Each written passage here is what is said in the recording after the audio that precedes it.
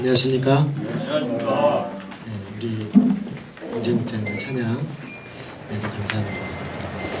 중간에 성령이 좀 빨리 오셨으면 좋겠다 그런 생각이 문득 들긴 했는데 성령께서 오시니까 포텐셜이 터지면서 은혜가 충만한 찬양이 되었습니다. 하나님께 감사하고요.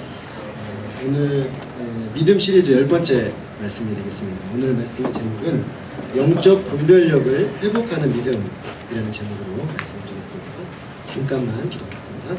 아버지 하나님 감사합니다. 우리 사랑하는 주의 청년들이 주님을 사모하여 주님 앞에 나와 찬양과 경배와 또 주께 드리는 모든 우리 삶의 예배로 또 주께 영광 돌리게 하시니 우리 주님께 감사와 찬송을 돌려드립니다.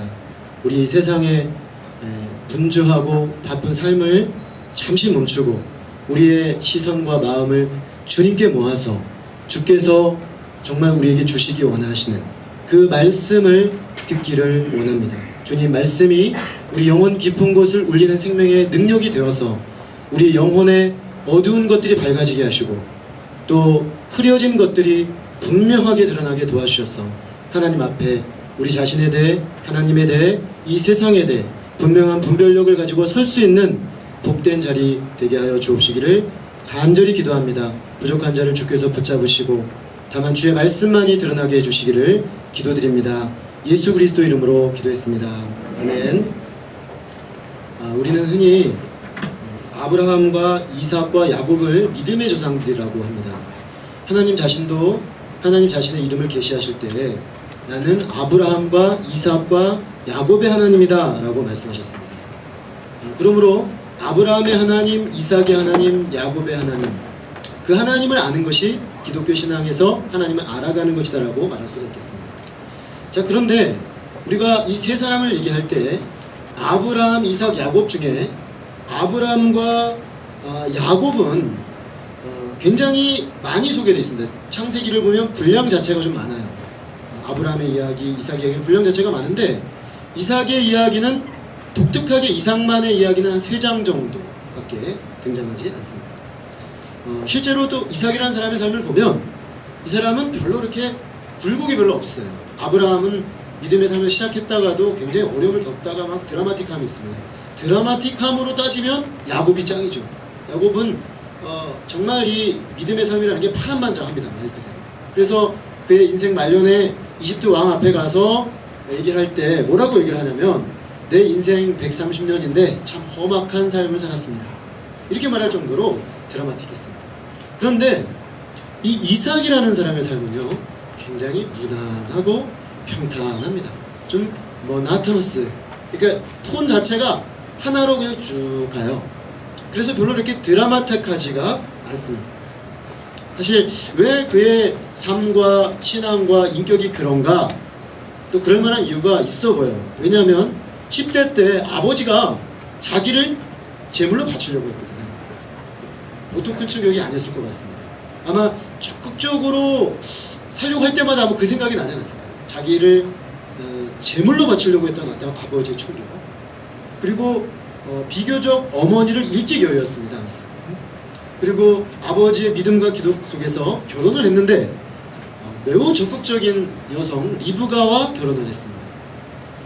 이 이삭이라는 사람의 주변을 보면요 이삭 빼고 다 적극적이에요. 아버지도 적극적이고 리브가 같은 경우는 남편감 이삭을 본 적도 없어요. 본 적도 없는데 종이 와가지고 이런 남자가 있는데 하나님이 이렇게 인도해서 당신이 하나님의 짝인 것 같다, 하나님이 예비하신 짝인 것 같다, 가려냐? 그것도 다음날 일어나더니 나 당장 가겠다, 나랑 갈래 안 갈래? 근데 리브가가 그럽니다. 아이고 나 가겠다. 얼마나 적극적인 여성인지 몰라요. 그러니까 리브가라는 여성은 기본적으로 굉장히 어떤 수동적인 사람이 아닙니다. 자, 이처럼 이삭은 주변 사람들은 다 적극적이고 도전적이고 드라마틱한데 이 사람은 좀 단조롭고 좀 수동적인 사람처럼 보입니다.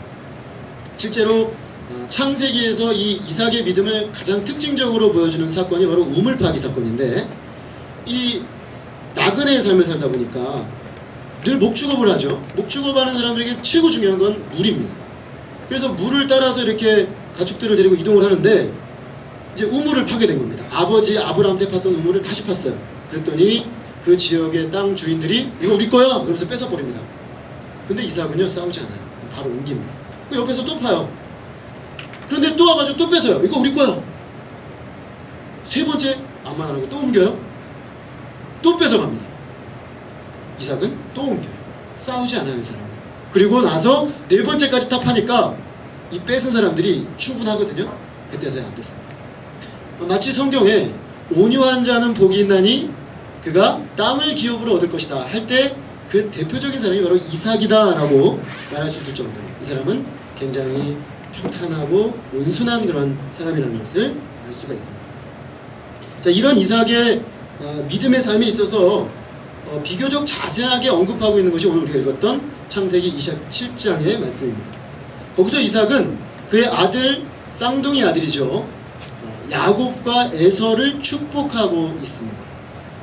그리고 보면 이삭은 어떤 역할을 맡았냐면 창업주라고 할 수 있죠. 아브라함은 믿음의 창업주라고 했습니다. 한 가게를 일으킨 거죠. 믿음의 가게를 일으킨 아브라함과 이제 이삭의 때에 가면 12아들을 낳아가지고 70년으로 확 퍼집니다. 이때는 흥기라고 했었습니다. 부흥기.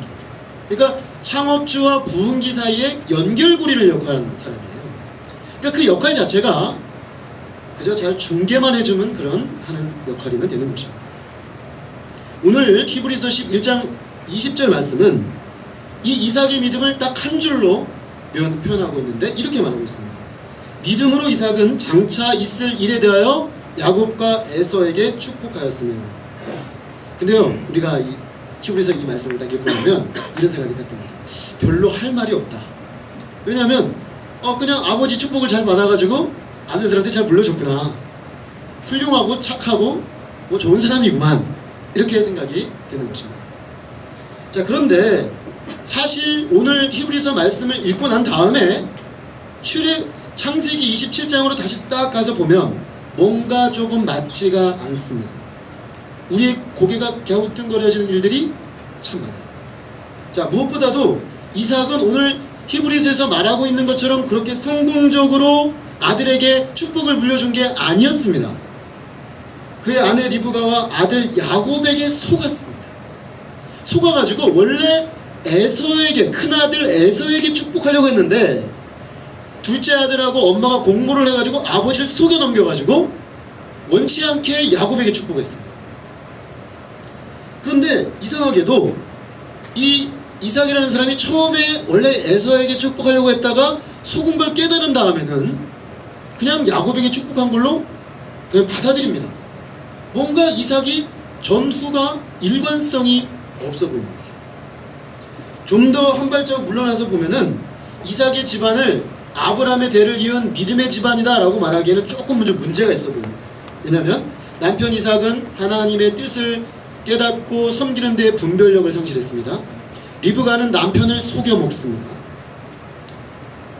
사랑하는 자기 아들 야곱이 축복을 받도록 적극적으로 남편을 속였습니다.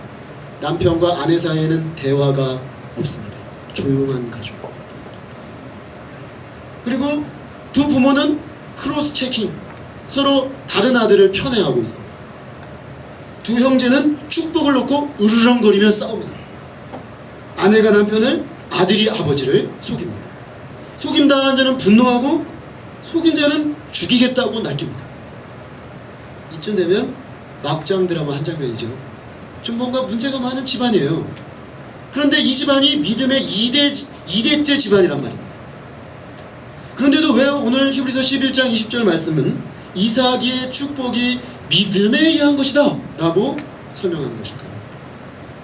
이 질문에 대한 답을 얻기 위해서 우리는 이 문제의식을 가지고 창세기 27장을 다시 한번 좀 살펴볼 필요가 있겠습니다. 창세기 27장 말씀을 우리가 잘 이해하기 위해서는 먼저 1절을 좀 주목해 볼 필요가 있겠습니다. 1절 말씀이 이렇게 되어 있습니다.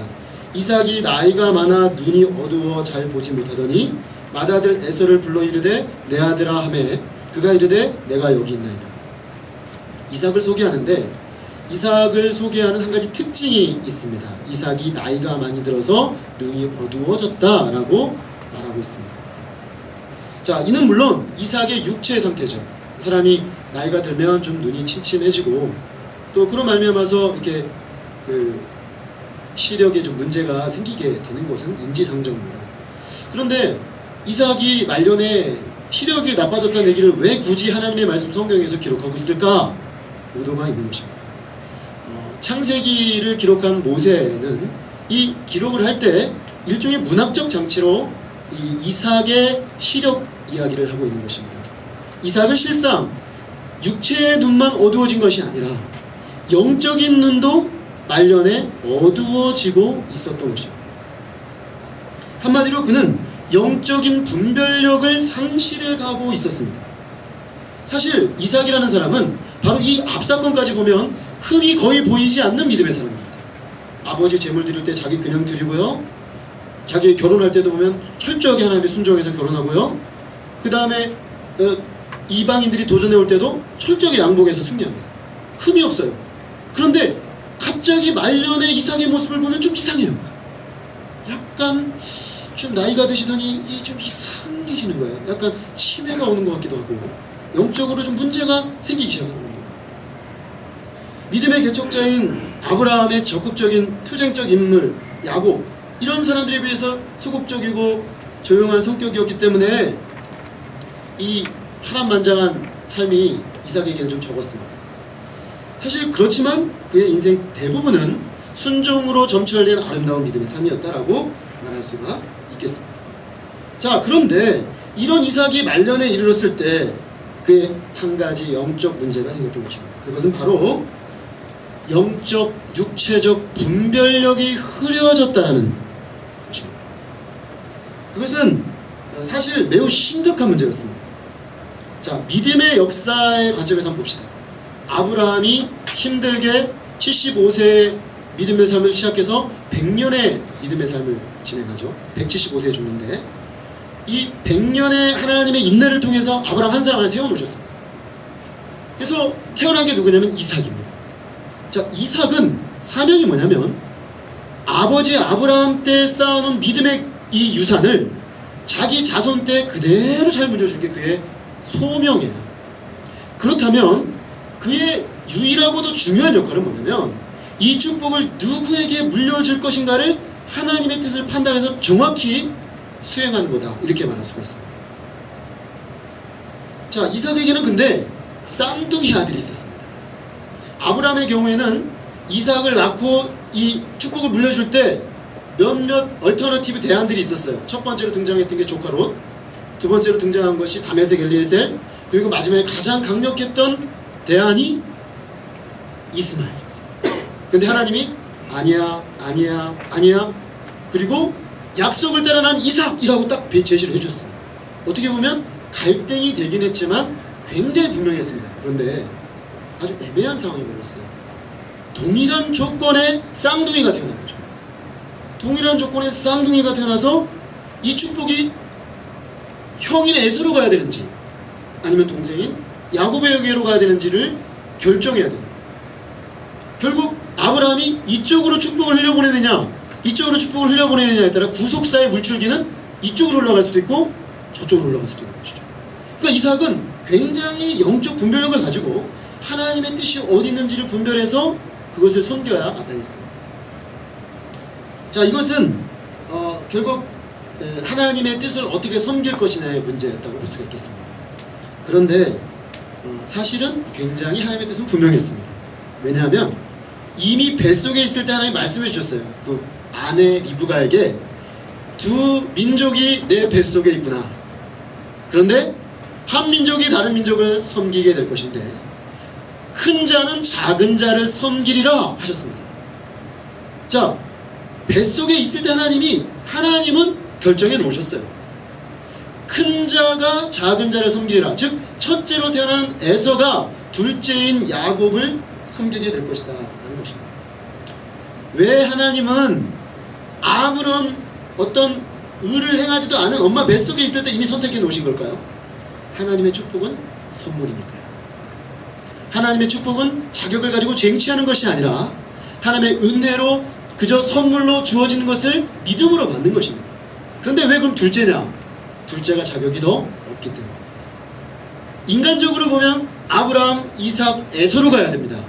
그러나 하나님은 인간의 의와 인간의 노력과 인간의 자격이 아니라 하나님의 은혜로 되는 것을 보여주기 위해서 둘째 야곱을 택하셨어요. 자, 이쯤 되면 이삭이 아버지를 통해 경험한 믿음의 원리에 상당히 부합하기 때문에 이삭은 당연히 자기가 받은 축복을 야곱에게로 물려줘야 됩니다. 하나님 명확하게 말씀까지 주셨기 때문에 고민할 이유가 없는 것입니다. 자, 그런데 이렇게 분명해 보이는 하나님의 말씀을 이삭은 따라가지 않습니다. 평생 하나님의 뜻에 순종해서 살아서 한치의 오차도 살던 이삭이 왜 마지막 순간에 그 가장 결정적이고 중요한 문제에 있어서는 자기 생각과 마음이 원하는 대로 하고 나갔을까요? 왜 그랬을까요? 궁금하지 않습니까? 이삭이 왜 그런 걸까요? 창세기는 그가 분별력을 잃었기 때문입니다. 분별력을 잃어버렸어요. 자, 그런데 그가 이렇게 분별력을 잃은 건 단순히 나이를 많이 먹었기 때문인가? 그러면 나이를 많이 먹으면 사람이 다 분별력을 잃는가? 그렇지 않습니다. 우리가 창세기 25장에 보면 이 이삭의 집의 문제를 슬쩍 언급하고 지나갑니다. 뭔 얘기를 하냐면 이삭은 첫째 아들 에서를 좋아했고 부인 리브가는 둘째 아들 야곱을 좋아했습니다. 그런데 이게요 되게 흥미롭습니다. 자기와 성향이 다른 아이들을 좋아해요. 이 이삭은 굉장히 가정적이고 조용한 사람이지 않습니까? 그 자기 아내가 그 부인감 구해가지고 올 때까지 아무것도 안 하고 뭐 하고 있었냐면 길거리를 이렇게 거닐면서 묵상 기도를 하고 있었어요. 그 저 멀리서 여자가 오니까 아, 아내가 왔구나, 하나님이 다 하셨구나 그러면서 들여다가 그냥 같이 살아요. 굉장히 정적인 인물이에요. 그런데 에서는 누구냐? 이 사람이 사랑하는 에서는 어떤 사람이냐? 일단 털이 숭숭숭숭 많이 났어요. 상남자. 상남자. 그리고 이 에서는 주로 뭘 하냐면 사냥이 취미예요. 밖에 나가서 동물 탁 따라와가지고 탁 싸가지고 목 탁 치고 탁 메고, 그죠? 갑자기 저기 관상의 이정재가 생각이 나요. 그죠? 이러면서 들어오는, 그죠? 뭐 이런 사람의 에서는 아마도 야곱은 이 이삭은 자기가 가지지 못한 아주 야성적이고 거친 모습을 가진 그런 에서의 모습을 사랑했던 게 아닐까 싶습니다. 반대로 리브가는 어떻습니까? 매우 적극적인 여자입니다. 아주 적극적이고 주도적인 여자. 근데 야곱이라는 인물은 물론 그런 면모가 있지만 형을 속여 먹을 때 보면요 팥죽을 끓이고 있어요. 일단 부엌과 가까운 남자.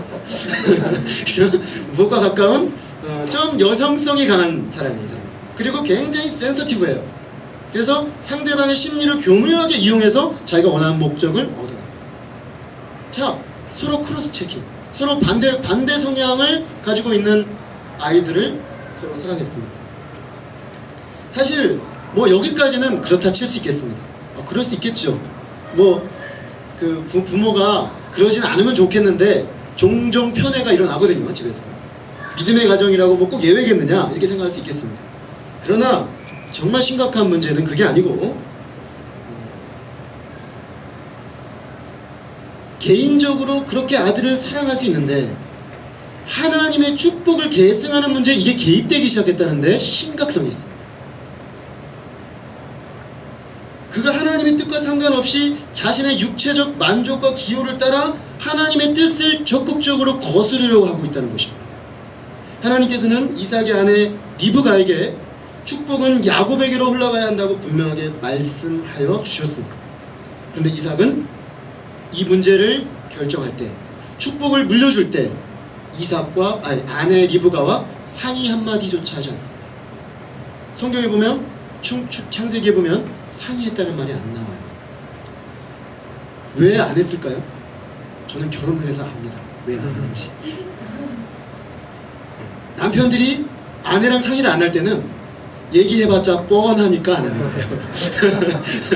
얘기해봤자 뻔하니까 얘기해봤자 안 될 게 뻔해. 분명히 알고 있어요. 하나님의 뜻도 알고 있고 리브가가 누굴 더 좋아하는지도 알고 있어요.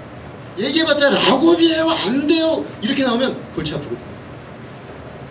그러니까 그냥 일을 처리해버리는 거야. 에서 다 불러가지고, 에서야 내가 축복할 거니까 내가 좋아하는 고기 잡아와라. 내가 마음껏 너를 축복하리라.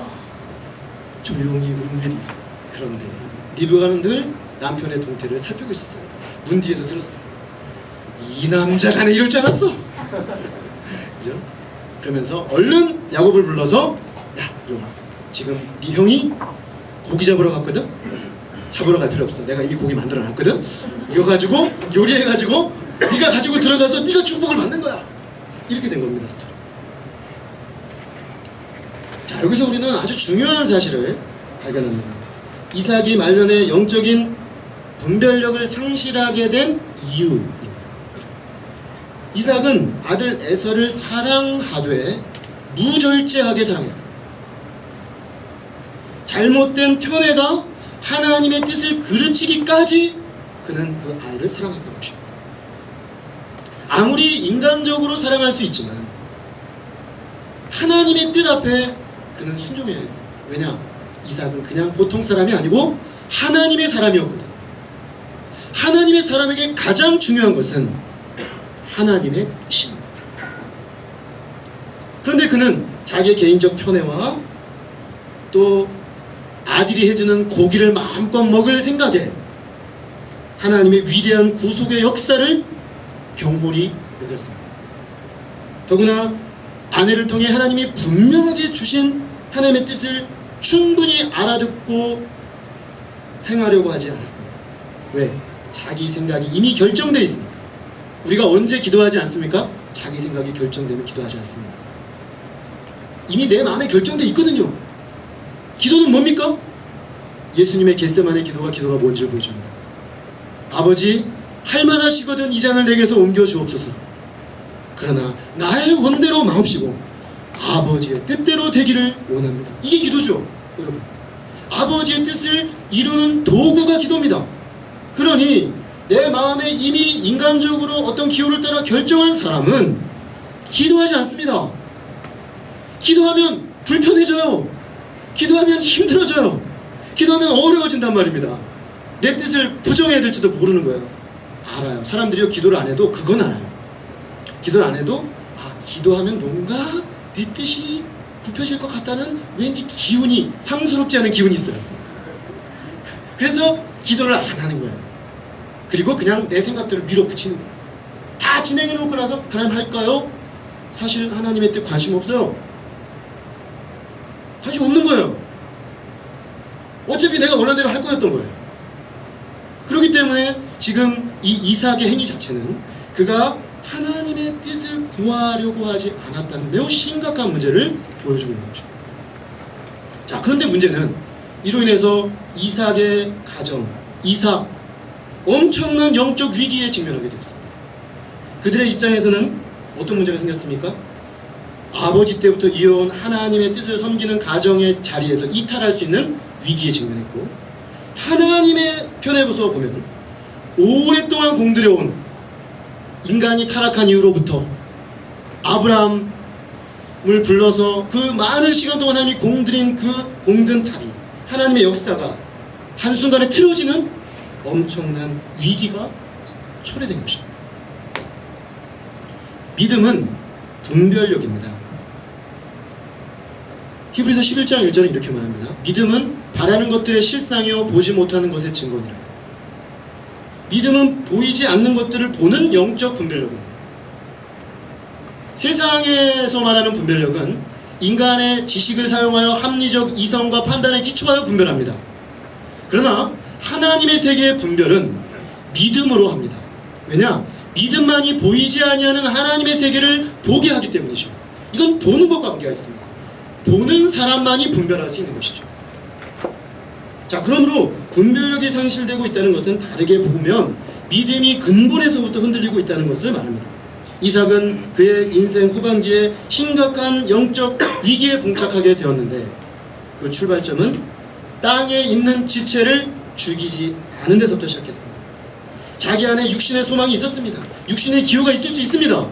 그러나 하나님의 뜻 앞에 이 육신의 소원을 죽일 수 있는 사람이 하나님의 사람인데, 그는 어느 순간 그 육신의 소망을 점점점 부풀려서 나중에는 이것이 내 영적 소망까지도 압도해 오도록 방치해버렸습니다. 마치 내 뜰에 자풀이 자라는데 수시로 가서 뜯어주지 않으면 이 정원이 엉망진창이 되는 것이거든요.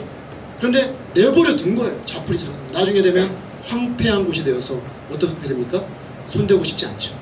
아이, 이렇게 돼버린 거 그냥 내려가지 뭐, 이렇게 돼버린 거죠. 결국 지금 이 이삭의 상태가 딱 그랬습니다. 영혼을 거스려 싸우는 육체의 정욕을 그는 제어하여 싸우지 않았습니다. 늘 믿음의 순종으로 하나님께 영광을 돌리던 이삭의 예리한 영적 분별력, 그것이 무뎌지게 된 거죠. 이삭이 얼마나 예리했습니까? 아버지가 자기를 바치려고 할 때, 우리가 렘브란트의 그림 제가 지난주에 보여드렸죠. 아버지보다 덩치가 훨씬 좋습니다. 10대 중후반 청년은 이미 다 자란 청년이죠.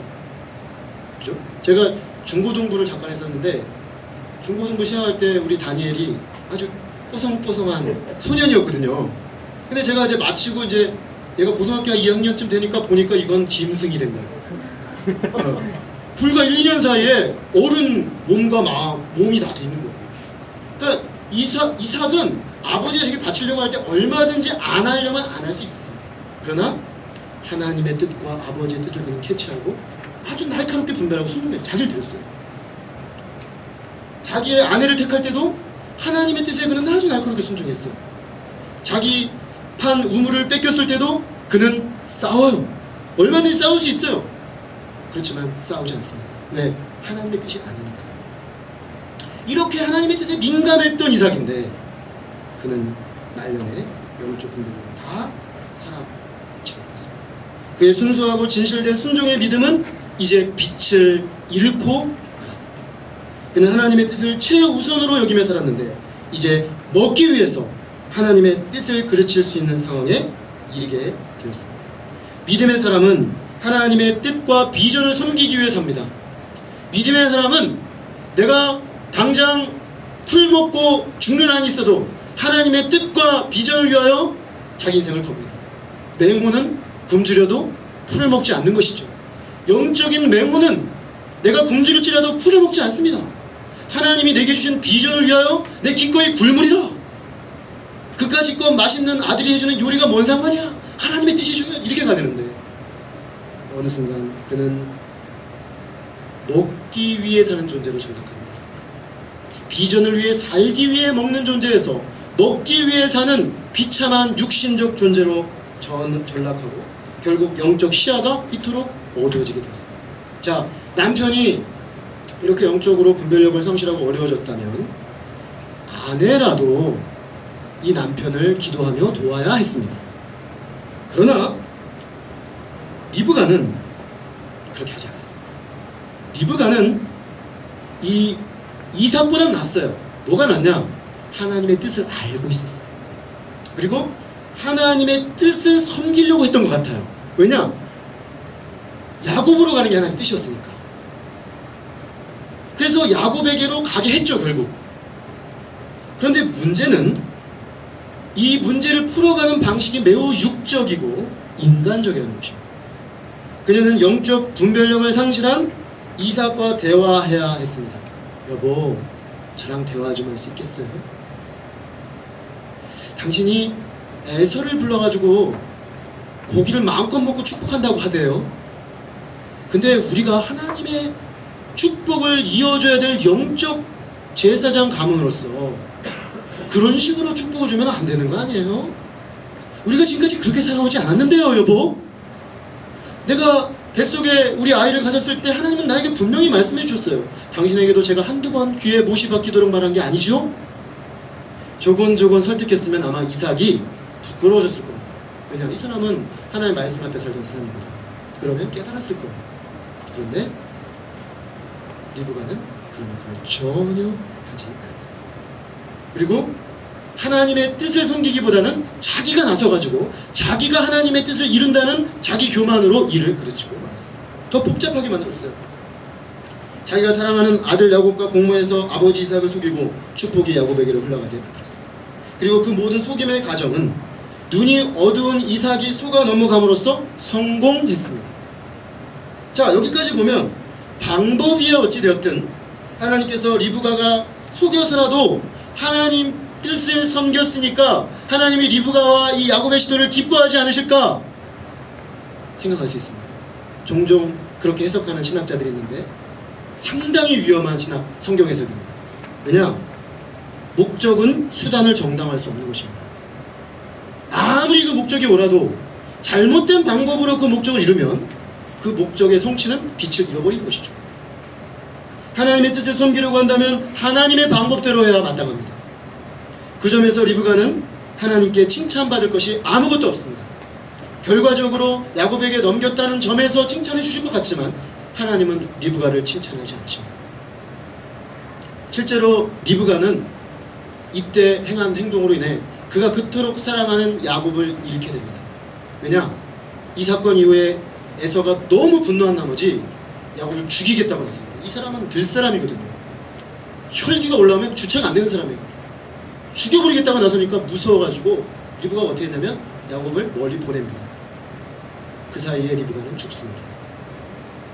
야곱이 돌아왔을 때는 리브가는 이 세상에 없었습니다. 결국 리브가는 자기가 그토록 인간적인 방법으로 했던 방법의 결과를 톡톡하게 치르고 말았던 것입니다. 영적 분별력을 상실한 사람을 돕기 위해서는 속여서라도 바른 방향으로 가도록 하기보다는 그가 하나님의 뜻 앞에 분별력을 회복하고 돌아와 순종하도록 도와야 되는 것입니다. 자, 우리는 창세기 27장을 보면서 과연 이삭은 히브리서 말씀처럼 야곱에게 믿음으로 축복했다라고 할 수 있나? 라는 질문이 생깁니다. 그는 분별력을 잃고 속아서 야곱에게 축복했습니다. 저는 이 구절을 이렇게 바꿔야 될 것 같아요. 속아서 이삭은 장차 있을 일에 대하여 야곱과 에서에게 축복하였습니다. 이게 창세기 27장을 제대로 해석한 게 아닐까요? 그런데 창세기 27장에 놀라운 반전이 있습니다. 아주 드라마틱한 반전이 있습니다. 그게 뭐냐면 이삭이 야곱에게 속아 넘어가는 장면까지 보면 이삭은 아직도 분별력이 없습니다. 야곱이 고기를 해가긴 했는데 아무래도 목소리가 다르잖아요. 그래서 아버지를 속여야 되니까 어떻게 했냐면 여기다가 털을 잔뜩, 짐승의 털을 이렇게 싸고 들어간 거예요. 왜냐면 형이 털이 많으니까. 야곱은 매끈매끈한 사람이, 털이 없는 사람이었거든요. 그러니까 털을 잔뜩 해가지고 들어갔습니다. 들어갔는데 아버지 고기 에서 흉내를 내가지고 고기 가져왔습니다. 근데 아버지가 그래요. 눈이 안 보이는데 목소리가 좀 이상하다. 그때 야곱이 손을 쓱 내밉니다. 아버지 에서입니다. 이삭이 어떻게 합니까? 손을 막 만져봐요. 털이네. 에서가 맞군. 그리고 손을 마음껏 축복해줍니다. 자, 여기서 우리가 볼 수 있는 것은 이삭이라는 사람이 여전히 에서냐 야곱이냐를 분별할 때도 역시 육적인 방법을 사용한다는 것이죠. 그러니까 그가 완전히 육적인 사람으로 전락했다는 것을 반증해주는 모습입니다. 그는 영적인 감각이라고 할 수 있는 믿음을 상실하고 분별력을 잃어버린 짐승처럼 되어버렸습니다. 그런데 이처럼 깜깜한 이삭의 영혼에 갑자기 빛이 팍 들어옵니다. 출애굽 창세기 27장 33절은 그것을 잘 보여줍니다. 이 장면은 야곱이 축복을 받고 나가는 직후에 에서가 들어올 때 벌어집니다. 에서가 고기를 잡아가지고 와가지고 아버지 에서가 왔습니다. 축복해주세요 하고 막 기쁨으로 들어왔는데 이 에서의 말을 들은 이삭이 33절에 보면 이렇게 말합니다. 이삭이 심히 크게 떨며 이르되 그러면 사냥한 고기를 내게 가져온 자가 누구냐? 내가 오기 전에 내가 다 먹고 그를 위하여 축복하였은즉 그가 반드시 복을 받을 것이다. 여기 주목해야 될 구절은 이삭이 떨었다는 것입니다. 에서가 고기 가지고 들어와서 막 소리치니까 순간 이삭이 부르르 떨었습니다. 왜 떨었을까요? 이놈 야곱! 그죠? 네가 날 속여먹었구나! 그러면서 부르 떠는 걸까요? 아니면 이삭한테 죽었구나. 그래서 놀라가지고 떠는 걸까요? 이삭이 떠는 것은 자기가 하나님의 뜻에 위배된 행동을 했고, 그럼에도 불구하고 아들과 부인이 자기를 속여 먹었고, 이 모든 과정은 자기도 엉망진창, 자기 부인도 엉망진창, 자기 아들도 엉망진창이지만 하나님이 개입하셨구나 번쩍 정신이 든 것입니다. 하나님이 다 보고 계셨던 거야. 하나님은 이 가운데서 자신의 일을 하고 계셨던 거야. 다 깨달은 거죠. 그러니까 불 떠는 겁니다. 왜 떠는 거예요? 영적으로 전기가 다시 들어온 거죠. 마치 전기가 나가있던 그 전기기구가 전기를 탁 하면 전기가 쫙 들어오면 떠는 거랑 똑같은 거죠. 결국 야곱은 이 모든 과정에 하나님이 섭리적으로 간섭하셨음을 인식하게 됐습니다. 이삭은 영혼 깊은 곳까지 하나님을 두려워하는 마음으로 떨지 않을 수가 없었습니다. 그는 이 순간 무뎌져 버린, 육과 세상의 욕망으로 무뎌져 버린 그의 영혼의 깊은 곳이 뒤흔들리고 깨어나게 되었습니다. 그의 육체의 소원이 영을 완전히 사로잡아 영적으로 완전히 죽은 자와 같이 되어 있었는데, 그 순간 영적인 생명력이 살아나면서 육체를 이기고 영적 깨달음이 회복되고 말았습니다. 깨어난 이삭은 본래 탁월한 믿음의 사람의 면모를 바로 회복합니다. 그 증거가 뭐냐면, 에서에게 뭐라고 그러냐면, 그를 위하여 축복하였은즉 그가 반드시 복을 받을 것이다. 그는 깨달은 거죠.